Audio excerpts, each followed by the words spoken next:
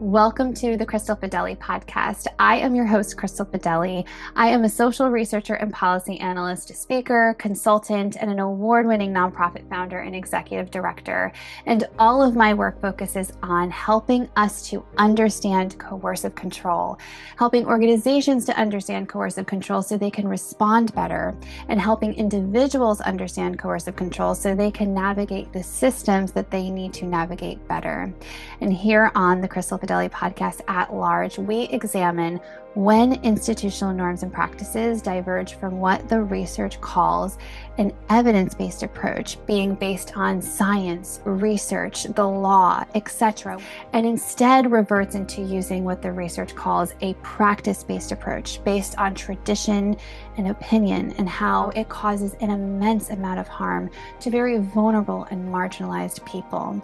And that leads me into introducing you to a special series we are doing here on the Crystal Fideli podcast called When Coercive Control Turns Financial, the Family Court Response and the Cascading Consequences. We see in the research and in practice time and time again when a woman attempts to set boundaries on the coercive control that she is experiencing, how the coercive control does not stop, because that's not how it works. Coercive control does not stop when a woman sets boundaries. It just switches forms and it intensifies until a person in power or an institution steps in and stops it. So she attempts to set boundaries, and most often it switches to financial. And we examine the family court's response and how that leads to so many cascading consequences. So welcome to the series. Today I am joined by Margaret Drew, who brings expertise in this field, and we will be discussing how her work can illuminate the dynamics of financial control and the ways institutions respond to it. So thank you so much for being here and for your willingness to contribute to this conversation. Oh, thank you for having me. Yes, awesome. So, what should I refer to as? Should I call you Professor Drew? Margaret's fine. Okay, perfect. Awesome. All right, so the first section is reframing domestic violence coercive control as the governing model. So in this section, I want to reframe how we understand domestic violence. And traditionally, domestic violence has been understood through an incident-based model focused on discrete acts, often emphasizing physical violence. But this section shifts that understanding towards coercive control as the governing model, which reflects an ongoing pattern of power, control, and entrapment across multiple domains. So within this framework, financial control is not a secondary issue, but a central mechanism. And when it's not interrupted, it can persist and intensify over time. So I want to start with this framework itself. Can you explain the difference between an incident-based model of DV and coercive control framework and why that distinction matters from your perspective? Well, this distinction matters quite a bit. And I think it's a great place to start because of the harm that family courts have done in looking at incident-based models. Now, this is usually what happens in the criminal system, because the criminal system, for the most part, is looking at particular incidents, particularly those incidents where an arrest was made, and there's the alleged perpetrator is on trial. When you just look at one incident, it gives judges and juries in particular a brief snapshot. So if someone defends that, oh, this had happened that day that I was upset about, or there was this was not who I am. I love my wife and children, or my partner and children. That can create sympathy from a jury because they're not seeing the entire picture. They're not seeing that this type of incident happens commonly in the relationship, and that this is a pattern of abuse. This was not a one-off. But because the design of the criminal system is looking at incidents where someone was arrested, which may be difficult to change on the criminal side of the law. But what has happened is that the criminal side of the law has been given way too much credibility in determining who a survivor is. So, um, so for example, one thing that happens a lot in protective order hearings and other hearings is that the defendant, who's now the defendant in a civil matter, family court matter, points to the fact that they were acquitted in the criminal matter. Now, acquitted does not mean something didn't happen. Um, and even not guilty doesn't mean that someone didn't commit the alleged offense. It means simply that the state didn't have enough evidence. And as I mentioned, even if there is enough evidence, a jury might not be um, looking solely at that. They might be, they're listening to more empathetic reasons why something might have happened. So the consequences may not be significant. Also, we know there's a reluctance on survivors to testify, and that has a lot to do with it. If you want to put yourself out there testifying, you're taking a risk that somebody will be found guilty. And if a not guilty comes in, then what's your life like then? How much has your risk increased? Yeah. Well, whether it's, guilty or not, I mean, your life has changed because especially if, the perpetrator was a male, the survivor was a female, and he was the sole or higher income That's earner, right. there's always a consequence. Yes, there always is a consequence. And also if there are children involved, many women do not want to be seen as putting the children's father in jail, which is how the father will frame it. Yeah. So when you look at a coercive control model, and I will add a few jurisdictions have adopted this model, even on the criminal side. If you adopt that model, what you're looking at is the pattern. And so the definition I like best of abuse is a single, very serious incident of harm or a pattern. Yeah. In most cases, follow the pattern.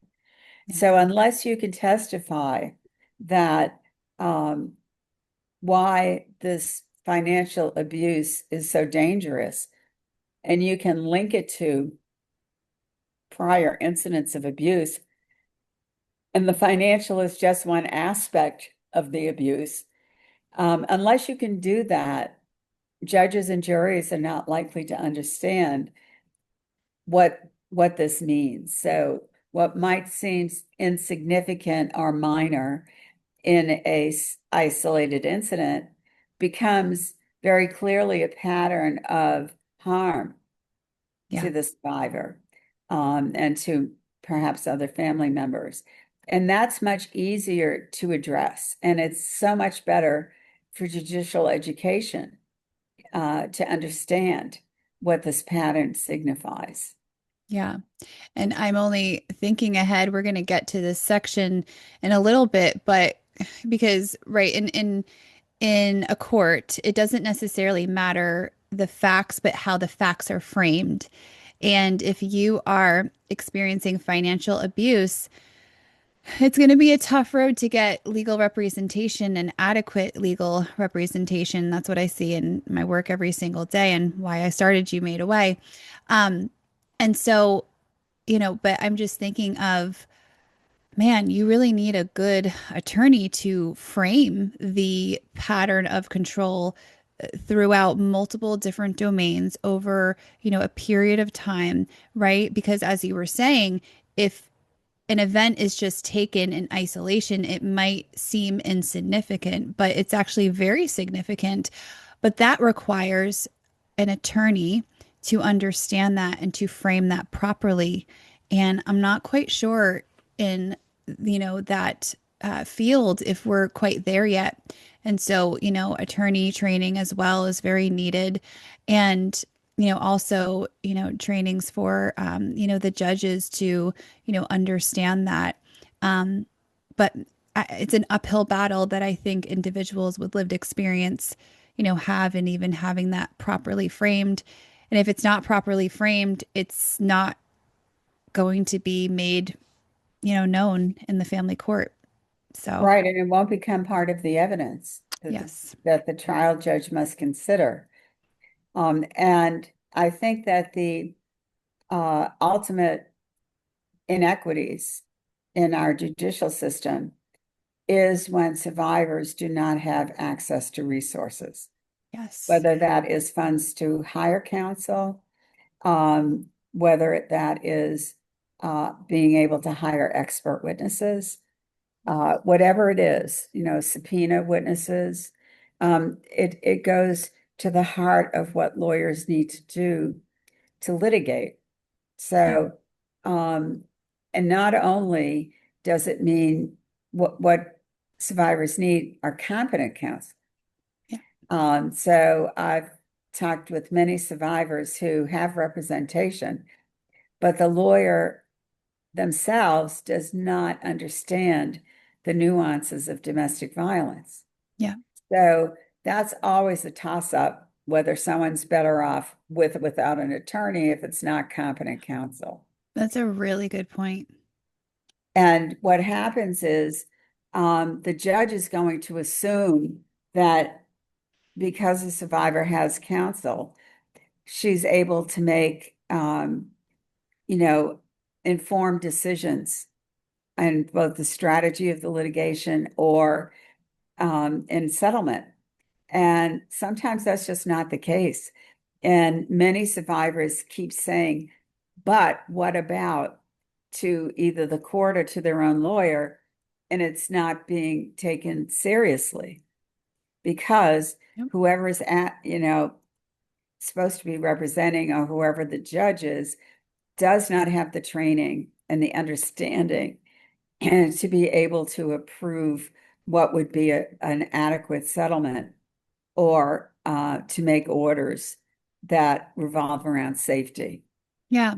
And what we see a lot with what we specifically address here at You Made a Way is the financial abuse. So basically, when an individual with lived experience set boundaries in the domains in which she can set boundaries, and I say she because overwhelmingly women come to me with the financial abuse. And so she'll set boundaries psychologically because you can set a boundary and say, I am only available for text messages, and you can set boundaries with that, right?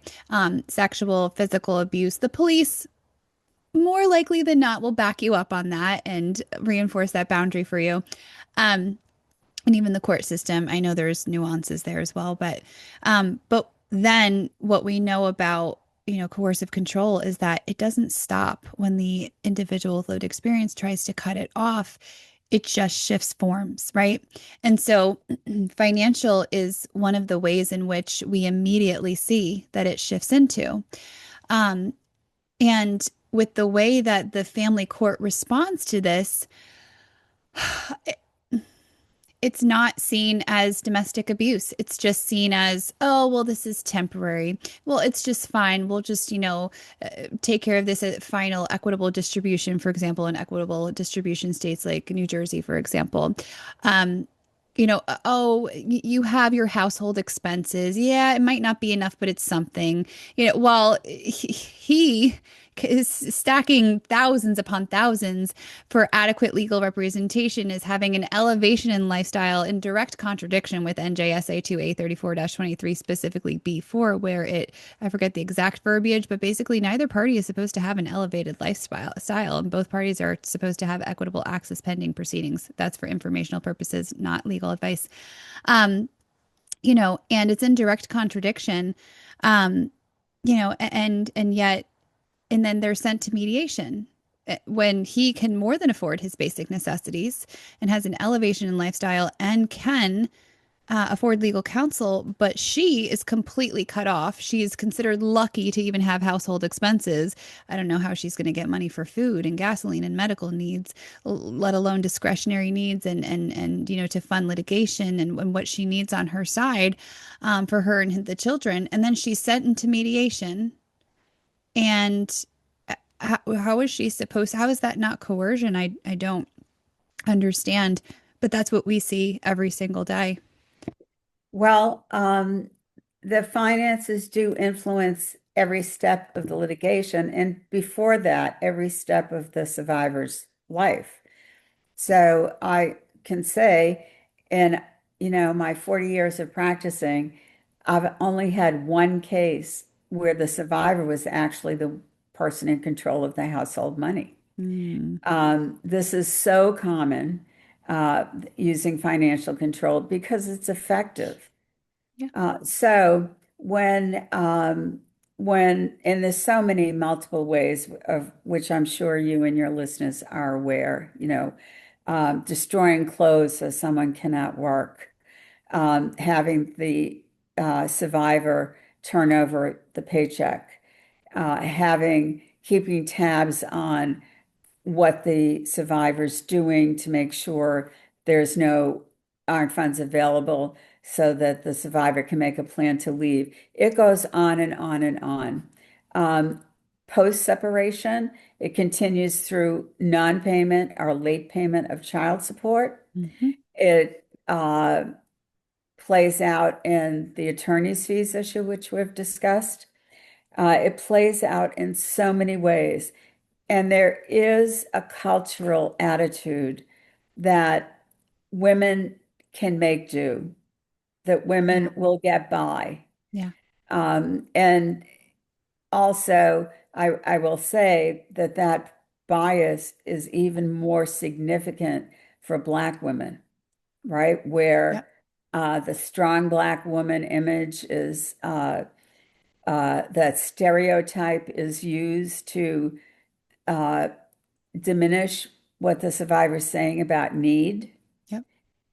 So we pull into so many stereotypes that impact survivors of domestic violence, beginning with, of course, credibility.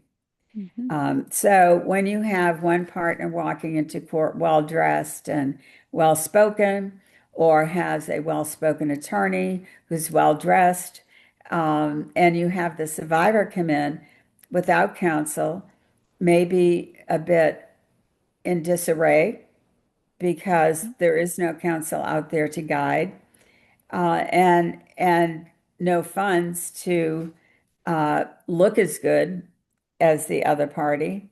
And in fact, if a survivor walks into the courtroom well dressed, hair done, makeup done, that also can be a bias, right? Yeah. That, she's got manicured nails and a great hairdo. No matter what Why she is does, money an she's in a issue? double bind. Yeah. Yes, it is a double bind. So, as it comes to finances, the only women I know who are able to protect themselves are ones that have a separate income that they have not turned over, or have a secret bank account that they have not disclosed and can afford to provide during the term of the litigation. But very few of those couples exist in uh, when it comes to domestic abuse litigation, because I've represented well-earning professionals who were abused, and they also had to turn over their paychecks, or there'd be consequences. So uh, we can't judge by status of the survivor. However, we do know that um, financial control among those who have few resources to begin with, it still happens. In some ways, it doesn't have to even happen, because the survivor is not going to have resources anyway. But Any vulnerability that an abusive partner recognizes is going to be a tool in the toolkit. So whether it's stealing, um, cards for SNAP benefits, whether it's depriving family members of medical care or dental care or whatever the need is, there is a way that um, the abusive partners who are very, very good at recognizing vulnerabilities, they're very good at it. Um, there are going to be ways to control the individual, no matter what the economic situation is. Yeah. And I know a colleague of mine had a case where a woman was married to someone who was very wealthy, and he would force her to go to a party where wearing, say, a fur coat, right? So she looks well cared for, she looks opulent, but he wouldn't permit her to put any clothes under it. So it's just an example where, um, the image that's being presented is not real. Yeah. And that's where lawyers can be helpful, Yes. knowledgeable lawyers. Yes. And this is where, you know, it's like, so what's the solution to all of this? I'm kind of going off script of our outline It's here. okay. But this is kind of what's interesting to me and really what the sort of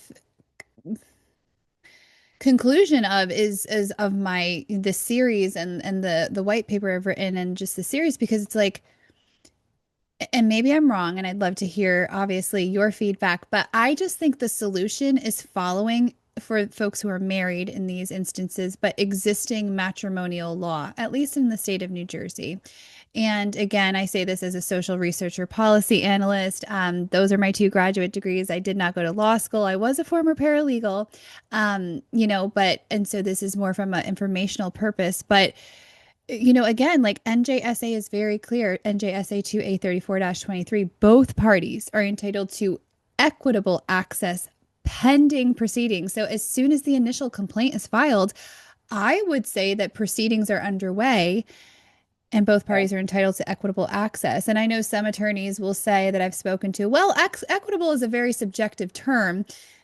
It's not that subjective. It's fair and just. So if you have one side on emergency SNAP benefits with their kids and the other side, having an elevation in lifestyle where they say they keep, I don't know, between 5 and 10 grand a month and buy a brand new car. I mean, that's not equitable. So if the effect is undermining the original intent of the law, I would say that we're not equitable, anymore. Well, yes, and equitable does not mean, first, it doesn't mean equal. That's what judges are fond of saying. We know that. But what we're not seeing is significant differences in the allocation of assets Yeah. so that the disadvantaged partner can make her way out of poverty, or at least continue in the same status that the person had. And Oh, I'm sorry, go ahead. ask your question and then I'll make some suggestions. Okay, because I guess what I'm so confused about when they say this is because it almost seems like in equitable states, maybe that provides less protection for women because of the way discretion is exercised. Because, I mean, I would think equitable would mean more for the party who has the children.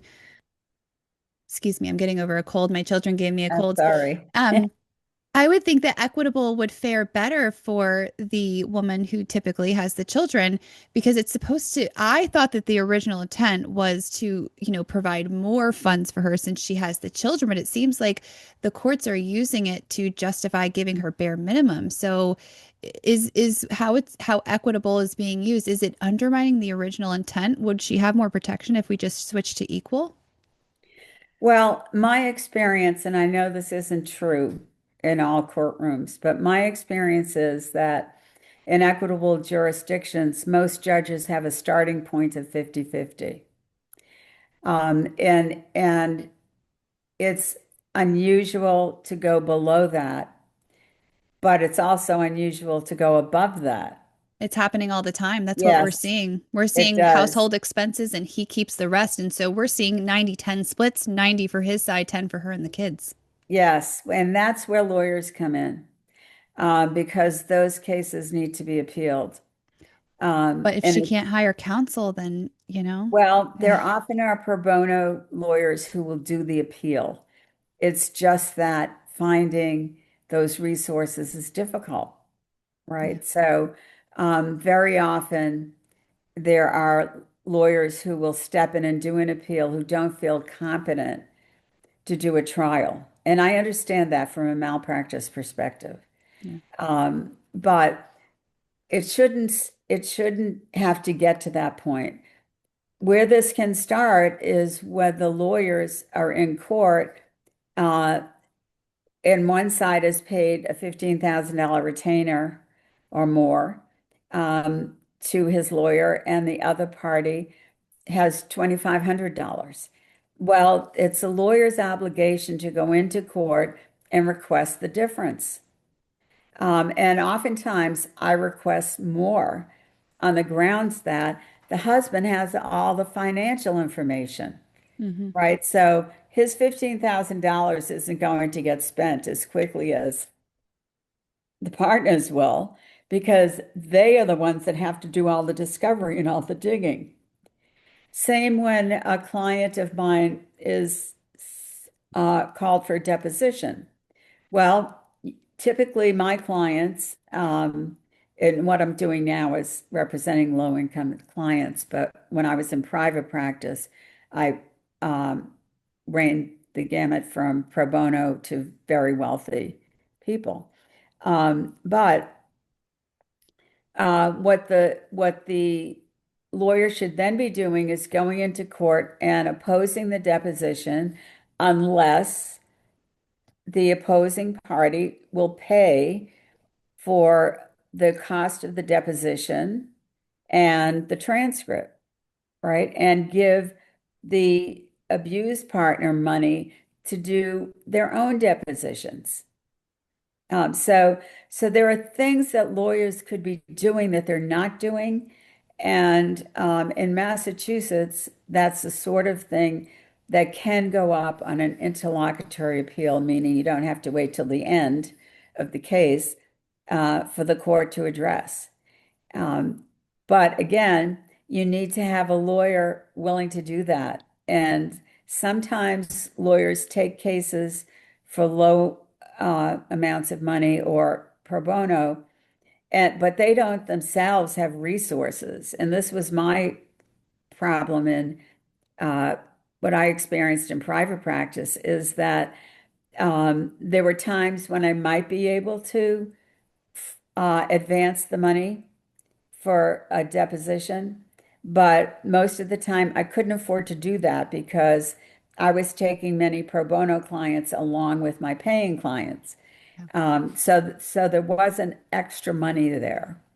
Um, but that's something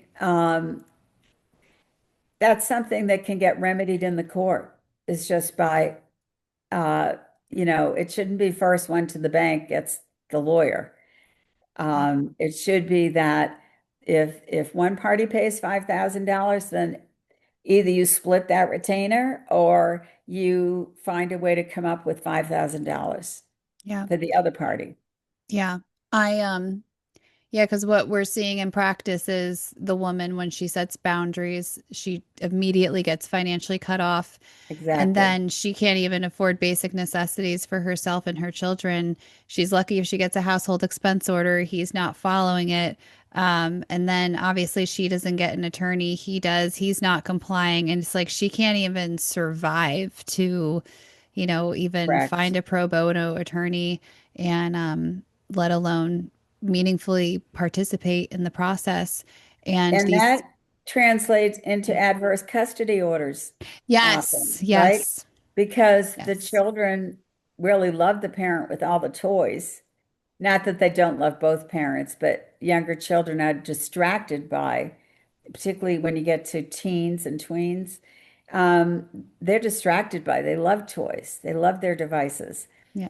So if mom can't afford those, then that's another disadvantage in Yeah. seeking custody. So what turns into even going from middle class to poverty because of failure to support the family, is used against the custodial parent or the former custodial parent, to change custody. Yes, and not just enticing the kids with more toys and a better quality. I don't want to say quality because not everything's about materialistic things, but I think everybody knows what I mean. But a more elevated economic, Yes, lifestyle.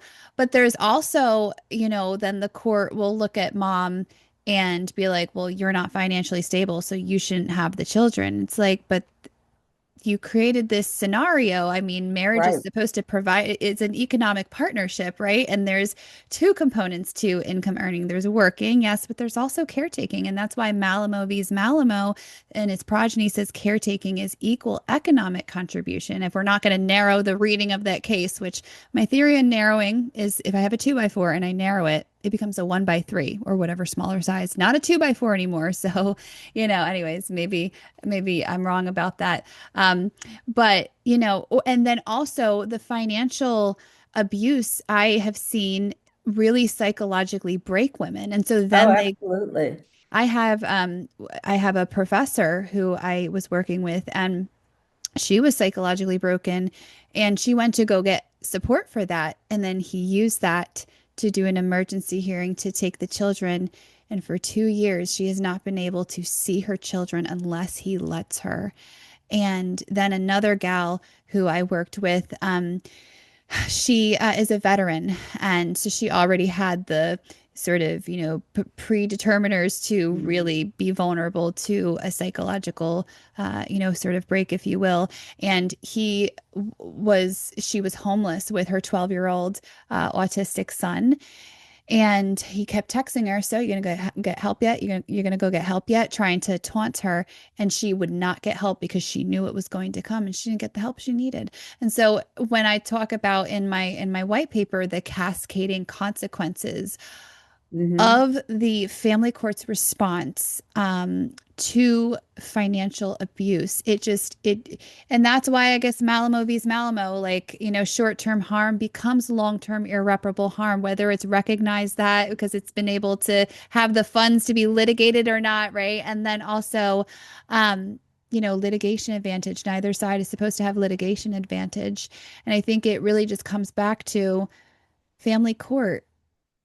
Marriage is an economic partnership, and it's not being treated like that in many of the cases. And we need to really Yeah. follow existing matrimonial law. So, And I think that uh, we need to have more conversations on this topic. mm, But I do want to address two things. One is that equitable distribution was really um, started, was promoted. It was designed to actually help the stay-at-home person, right? yes. Yeah. Um, and that worked for many years. But I think that in the past 20, 25 years, I mean, there's always been opposition to women getting support, right? Not from all providers, but there's always been this core group of anti-women litigants who did whatever they could legislatively to harm women. So I just want to say that with the right judge, the equitable jurisdiction uh, theories work well. Yeah. Mostly it goes around property distribution. But I want to say that no fault divorce, uh, which most people, all genders promoted, Yeah. because it took away when it was only grounds so many people were forced to lie on the stand, right? Because there was no abuse, there wasn't any uh, financial control. It was in terms of respecting each other, a healthy marriage. But for some reason, the marriage breaks down. What happens now is that women who have been primary caregivers, and even those who may not have children, but the agreement was that the usually it's the wife would be at home for other reasons. Say there were parents to take care of, or in corporations, being a corporate wife is a full-time job. Yeah. So what happens though is that women get into court and opponents have started using no fault to mean, well, that means there shouldn't be any alimony. Well, that's not what this is all about.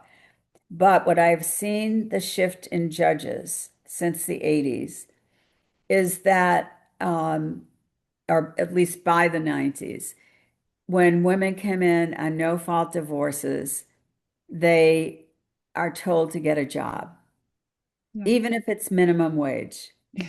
Even if you've been taking care of the household for 25 years and you don't have skills where you're going to make a lot of money, it's almost humiliating Yeah. in a way, right? Yeah. And some women love working. It's a great outlet no matter, irrespective of what the pay is. But for many, it's almost an insult to what they've been doing their entire lives because they've been professional caregivers. And no one's giving them credit for how well the children have done. Yeah. That's always gender neutral, Yeah. right? That's a great Um, point. so, so I see the no fault divorce as having harmed women who are in abusive relationships.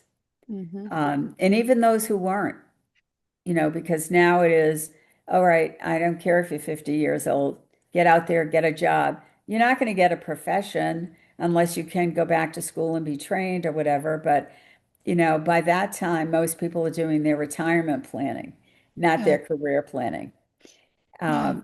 So it filters into the economics filters into every part of the family's well-being. Yeah. And as you've pointed out, the mother with no resources doesn't know where to start when a legal proceeding begins. Yeah. Those are the most harmed individuals. Yep. That's who we help. That's literally why I created You Made a Way, is to help that woman who, I mean, one of my girls, my gals, she excuse me, women I worked with, she she filed the best way she could, but she didn't know what she was doing. Exactly. And she was barred from proceedings because of that, because she didn't know how to properly file. Um, and There he was, are, oh, so go ahead. I'm sorry, he was granted a divorce by default. He got the house, he got all the money, he got the children, and now she can't even see her children but once a year when he lets her. And then, of course, he always is using power and control to, you know, not really allow her to see them. And it's because she just, finances mean everything. So, And there shouldn't be any default in divorce. Massachusetts does not have it. yeah. If you don't show up at the first hearing, you're not defaulted. It goes along the procedure it usually would. By the time it gets to pretrial conference, they may go ahead with a divorce hearing without that person, but it's not an automatic default. And that is so unfair to people who are unsophisticated and don't have resources. Yeah. Because her profession was being a stay-at-home mom, which there's nothing wrong with that. It was her No, profession. It's just like it's a good asking, choice. It's just like asking a doctor to do brain surgery. Well, there's nothing wrong with the profession of being a lawyer. It's just they don't have the expertise of a brain surgeon, and so Right. they're not going to know what to do. Exactly. So, but that's why, like, again, my whole point is just of my work here and my thesis for this work is courts, we need to follow existing matrimonial law at the temporary phase when it comes to the economics, because we are absolutely determining the case when we don't. That's right. And I don't, Having representation at temporary orders is crucial yeah, but they're not doing because this. They're the just, person could be living with that for 2 years before the yeah, divorce is heard. yeah, So yeah, lack of knowledgeable, and you don't have to be knowledgeable in domestic violence to do a fair represent someone for child support, right, right? Because right, the arguments are obvious on their face. yeah, But it's helpful to have it to point out to the court all of the history of financial control. yeah, But you're absolutely right. I've seen cases turn around where someone finds a lawyer deep into the process, but that has to be a really strong and knowledgeable lawyer to do that. yeah. Um, so it's heartbreaking. I will tell you, it's heartbreaking. Yeah. And it really kind of just shows, despite matrimonial law being very clear that a marriage is an economic partnership, caretaking is equal economic contribution. Um, Both parties are entitled, at least in Jersey here, equitable access, right? It's just really my whole thing is when institutional norms and practices, as I said in my intro, diverge from an evidence-based practice, which in this case, the evidence base is the law. And they instead use a practice-based approach the literature calls, which is based on tradition and opinion, right? That is when the system fails people and fails the most vulnerable and marginalized. And in this case, women and children who are, trying desperately to flee from domestic abuse. And I think the solution is very simple. Just follow existing matrimonial laws so she can have access to her funds that she contributed to earning equally with him. And then the playing field is level, because what we're doing now is we're creating a non-neutral playing field. It's not neutral. So doing nothing is not No, neutral. it is not neutral. Yeah. And family law pushes a lot of buttons for people. Yeah. Um, it is not neutral. And I don't want to make that sweeping uh, statement because I've known some excellent judges who handle these cases very Yeah. well. But in the prevailing culture, Yeah. which is misogynistic, it's really more difficult for survivors to be countering all of these stereotypes that the other party's raising. And someone needs to help these people, right? Yeah. Um, so that's very difficult Yeah. to do. Yeah. Definitely. Um, So yeah, I think we didn't formally go through the second section here, but we really did, talk about just how individuals experiencing system entry procedural demands versus constrained capacity. So the section focuses on the point of entry into the system. So individuals experiencing financial coercive control often enter already under significant financial, psychological, and legal constraint, while the system simultaneously requires those capacities for effective participation. And this creates a structural mismatch where access to justice depends on conditions that may have already been limited or absent by coercive control, which contributes to an inequality over time.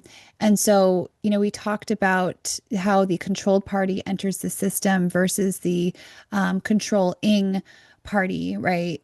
So the controlling party enters the system not psychologically constrained, not constrained with resources, not constrained litigation wise, whereas the controlled party does.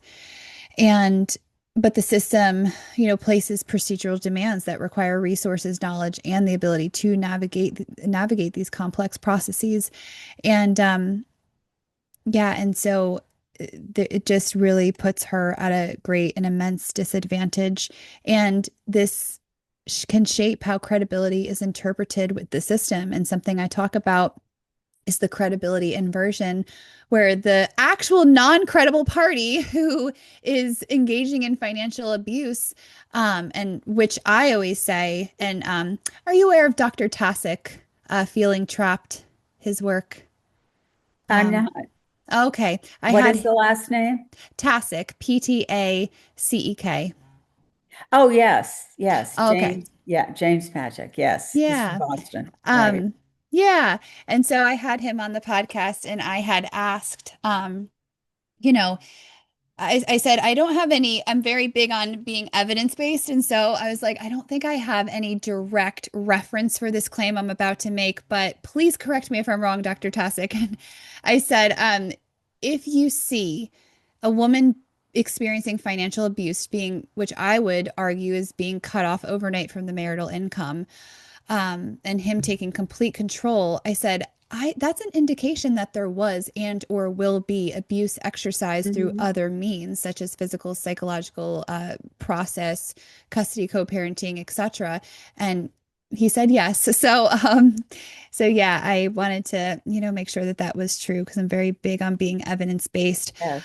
And But someone who would do that, right, take control of all of the assets at the point of separation, um, that doesn't come out of the blue. yeah.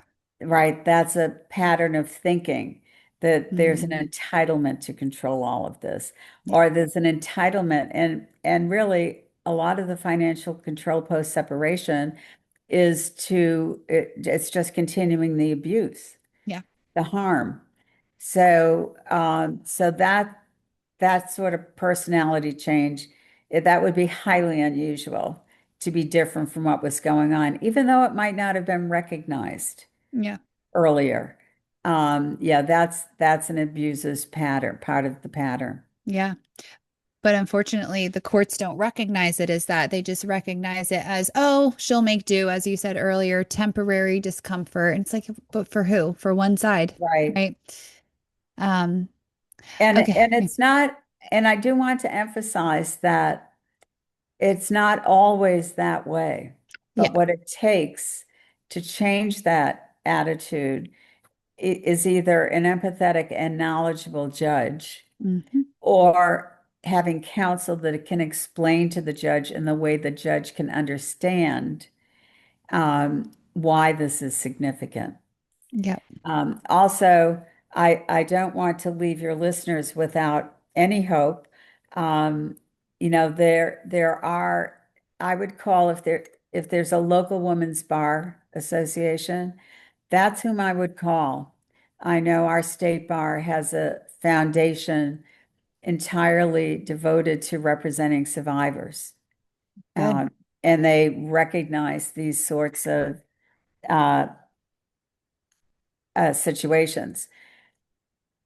And if they cannot provide direct representation, they might have pro bono attorneys that they can recommend.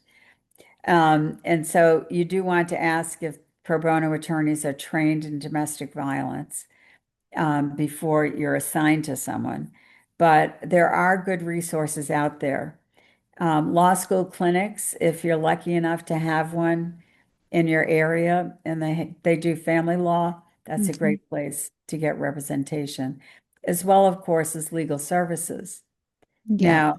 Now, um, someone who had resources during a marriage and suddenly does not might get more questioning around ability, but my experience is the domestic violence, the family law lawyers at legal services or legal aid understand domestic violence. They often only take domestic violence cases.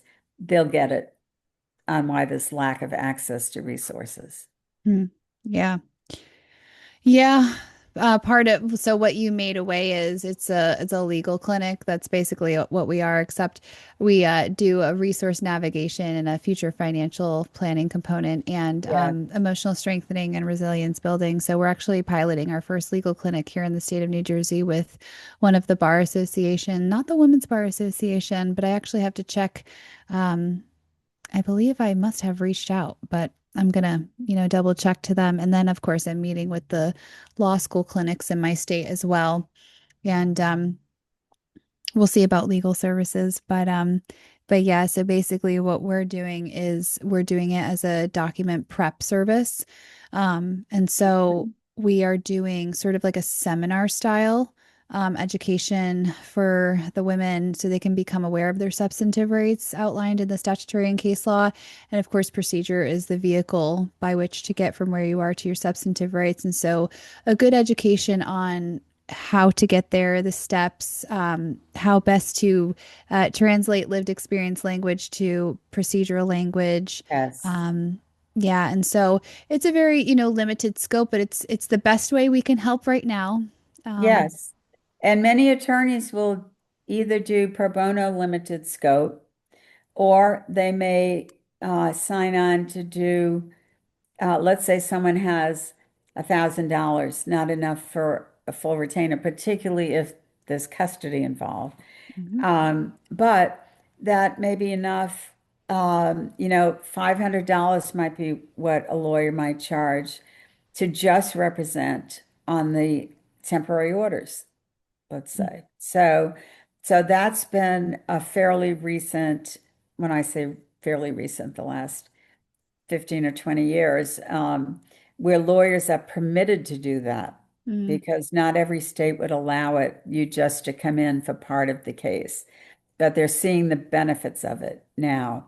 So it's called unbundling of mm. legal services or a limited appearance, however states describe it.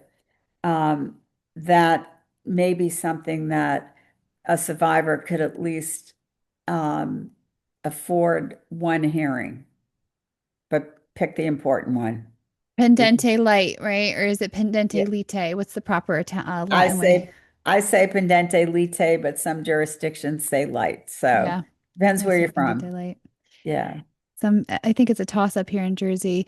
I'm everything you just mentioned about, the limited scope and pro bono and the unbundling. I don't think that's common here in the state of New Jersey. So that would be, Oh, or maybe it's not the culture. And so maybe there needs to be a cultural change. I'm not an attorney, so I'm just becoming aware of, all of this stuff. I was just a social researcher, policy analyst, and former paralegal who saw a gap. And so yeah.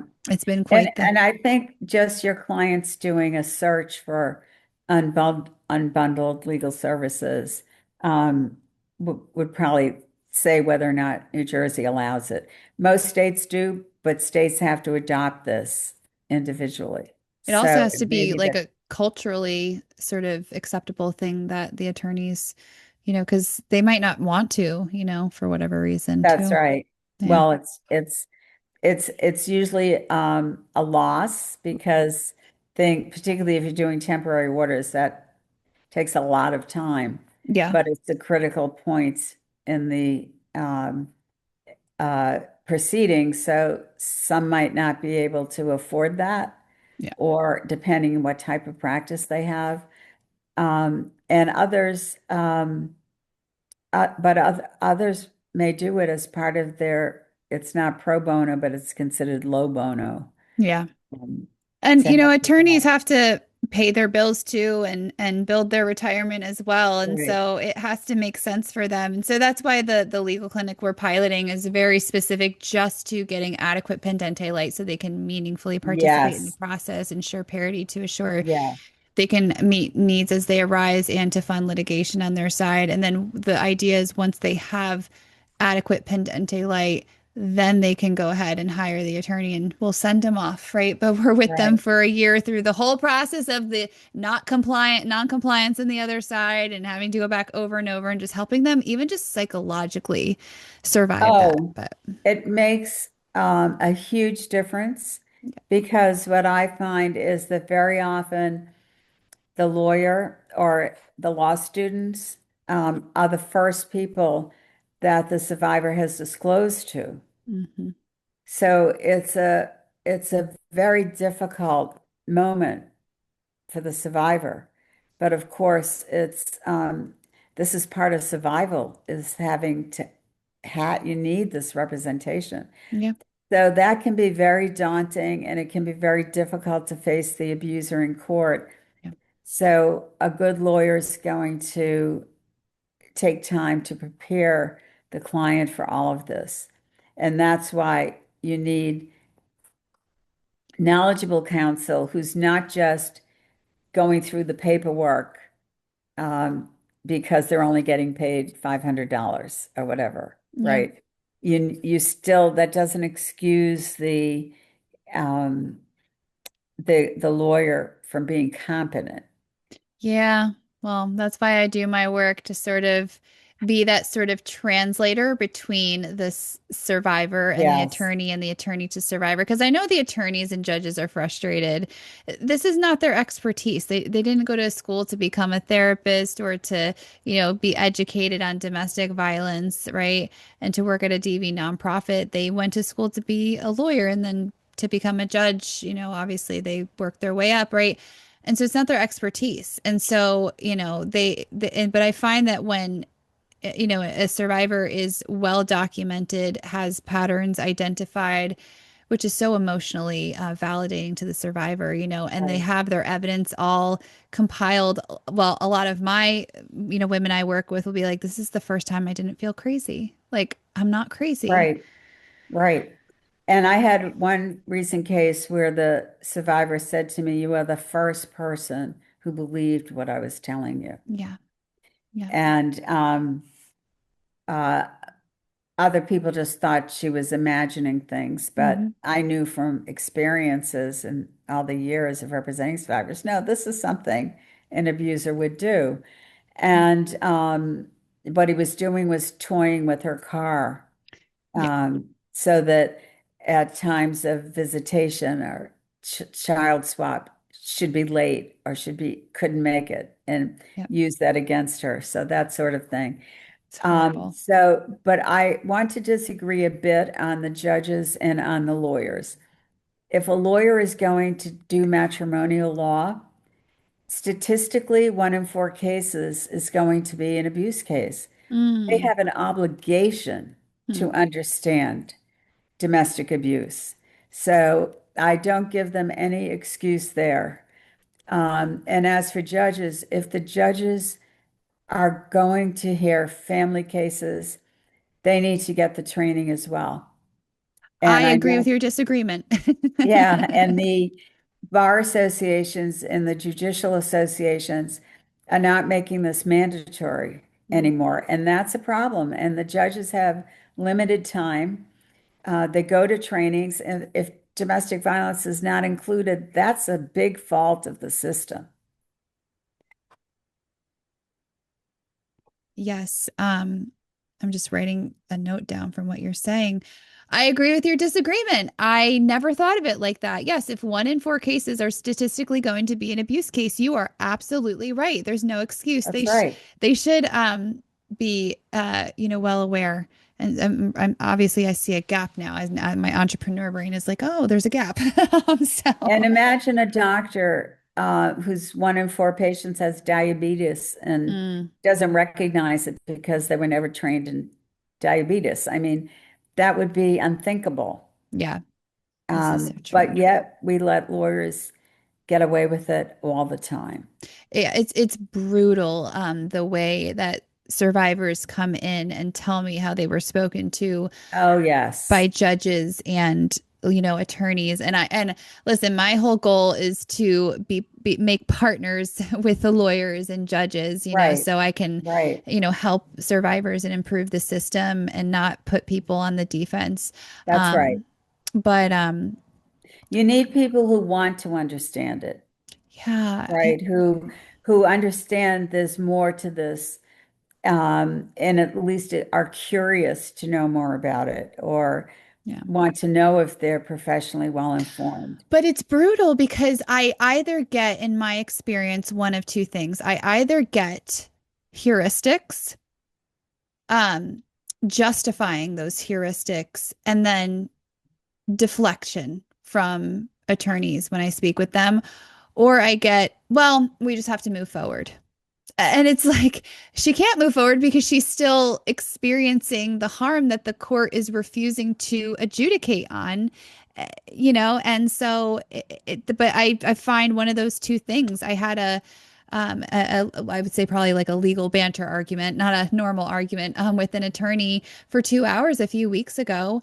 And I mean, they signed up to, help us with the legal clinic, but nonetheless, it was just like 2 hours of just these respectfully ridiculous, heuristics. And Right. first of all, there was no reference in the law, and I'm not an attorney, but I was a paralegal, so I did a lot of legal research, right? And and so I would just reference. I would pull up the references. Apparently, once I read them, then you know it was accepted, right? But I guess maybe they didn't think I remembered correctly or something. I would ask for a reference for claims they made. They would have no reference, and so it's like, No, it's culture. yeah, that's what it is. Well, thank you for affirming that because I thought I was crazy. No, you're not. And it's in the last 25 years, 30 years where more women have entered the profession. And I will say, however, just because uh, you're female doesn't mean you're not a misogynist. Ah, yes. We see this in court. And statistically, there's no difference if you have a male or female um, judge adjudicating your case because most grew up in the same culture, Yeah. right? Yeah. Or can I find too, judges just cannot imagine what that it's true what people are saying Yeah. when it comes to abuse and particularly child abuse. It's awful. It's really So it's awful. rejected. And I'll just say this, there's an article I would encourage you to read. It's by Deborah Epstein and Lisa Goodman. Deborah, Oh, I've heard of them. yes, Deborah is teaches at Georgetown Law Center, Hmm. and Lisa Goodman is a psychologist who I believe is still at Boston College. I think I But referenced her in my white paper. Both of these individuals. That's why. That's why I know who they okay, are. yes, they wrote a great article on uh, the credibility discount for women. Ah, yes, because I talk about the credibility inversion in my white paper. That's why. Okay. Yes, yes. And they do one also for sexual assault, but I think that it's their domestic violence one which you may have already read, that is most helpful Okay. in this type of situation. I will check it out. Thank you. Yeah, and so just we talked about the procedural outcomes and cascading consequences. So the final section focuses on what happens over time when financial coercive control is not interrupted. Early conditions often do not remain temporary. Instead, they become the foundation for long-term compounding disadvantage across legal, economic, and personal domains, and much more. And so yeah, just that early financial deprivation really just shapes lasting outcomes. And when control is not interrupted, it often expands beyond the initial domain, and it becomes entrenched. And yeah, it just shapes long-term outcomes. We kind of covered all that, but is there anything else that you would like to, sort of say about that section in particular? Um, I think we've covered a lot of territory. Yeah. Hmm. I would just say that uh, lawyers, therapists, everybody needs to be more aware of the implications of financial control Yeah. and stop blaming the survivor, Yes. right? It has to be focused on how to help the survivor. Yeah. And sometimes that means uh, working with the survivor to help the survivor understand how this sabotage happened, Yeah. right? That how these decisions, which may have seemed minor at the time, accumulated into the abusive partner getting more and more control over finances and other areas of the Yeah. survivor's life. And I'll say I'm happy that you have a multidisciplinary approach because I have a very hard time finding therapists for my clients who understand domestic violence Yes, and are not going to label the clients. especially the marital therapist. That's a huge issue. That's something I want to get into in the future. Yeah. Yes. Yeah. No, thank you. Yeah, I pull from the psychology literature as well. Um, yeah, it just for me it seems super simple, but for some reason it just well, I guess we just have to educate more on this and Yeah. that will change judicial culture. And it's the same for therapists also. You know, they need to know um, all about the dynamics of abuse. Yeah, it's very true. So, before we close, I just wanted to ask a final question. Is there anything that you would want to say to judges, lawyers, policymakers, or other people just in positions of power to better understand the coercive control and its effects? Yes, I mean, more states are adopting coercive control in their statutes. And this is not because it's a Massachusetts statute, which is where I practice, but the Massachusetts uh, adopted coercive control, incorporated it as part of receiving a civil protection order. Now, what they did in doing that was to list out right in the statute examples of coercive control. Mm, And they did a great job mm, on drafting. It's 209A is our statute. If lawyers and judges just look at that list, that's a great start for education. And I would say also, um, not to be defensive about it when judicial or legal education is promoted, because I'm sure there's a lot more that judges and lawyers are studying now, like cybersecurity, mm.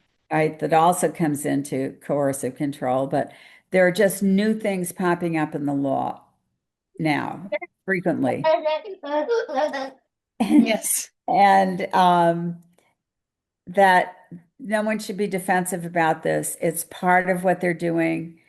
I've had judges say to me, before the training, I realize now how I was abusing petitioners when they come before me because of stereotypes and lack of listening.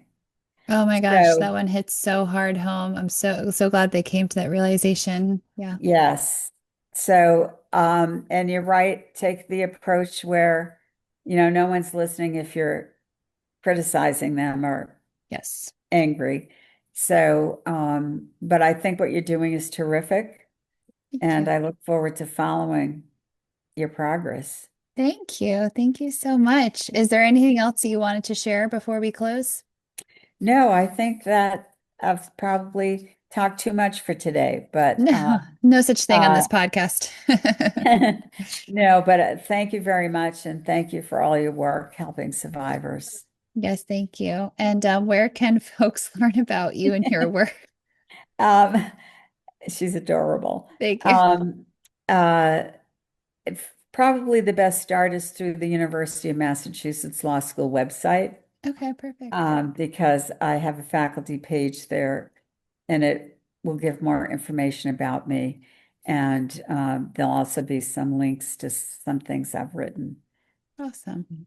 Perfect. Awesome. Thank you for joining us for another episode inside of our series called When Coercive Control Turns Financial, the Family Court Response, and the Cascading Consequences. If you are an organization or an event and you are looking for organizational consulting, speaking, or training so you can understand coercive control better, so you can respond better, I want to invite you to go ahead and visit me at crystalfidelli.com. If you are an individual leaving coercive control and you would like support navigating, I want to invite you to go ahead and also visit me at crystalfidelli.com. And if you are interested in specifically supporting You Made a Way, it is the 501c3 nonprofit that I founded and I am the executive director of. If you are just as passionate as we are of making a way for women and children who are leaving coercive control when it turns financial, I want to invite you to go ahead and visit us at youmadeaway.org. And we hope to see you back here next time for another episode of When Coercive Control Turns Financial, the Family Court Response, and the Cascading Consequences. See you then.